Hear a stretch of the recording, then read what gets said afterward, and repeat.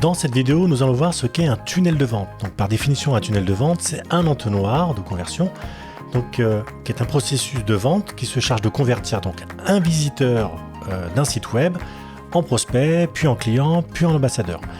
Donc par définition, un tunnel de vente, bien sûr, a pour objectif de vendre. Le principe, donc, c'est de faire entrer un visiteur dans ce tunnel et vous voyez, il passe ensuite par différentes étapes.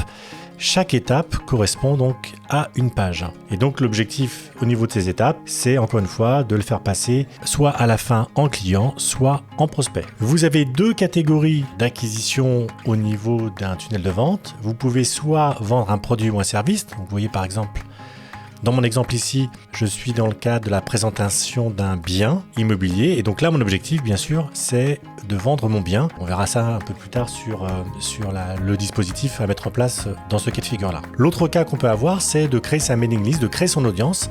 Et donc là, l'objectif, c'est de capter principalement des emails. Alors ça se fait souvent par ce qu'on appelle des lead magnets, des e-books ou des formations. Vous voyez ici, si je regarde la page, on voit bien sur le principe d'un e-book. Donc là, le principe, c'est en contrepartie du e-book, donnez-moi vos coordonnées avec un formulaire qui sera mis dessus. Sur un tunnel de vente, donc vous aurez systématiquement sur la colonne de gauche les étapes qui correspondent donc à des pages.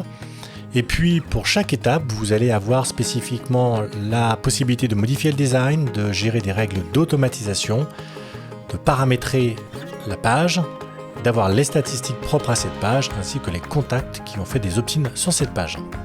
Ensuite, vous allez pouvoir ajouter une étape à ce tunnel et vous avez la page inactive, donc c'est la page qui apparaît lorsque votre tunnel est désactivé.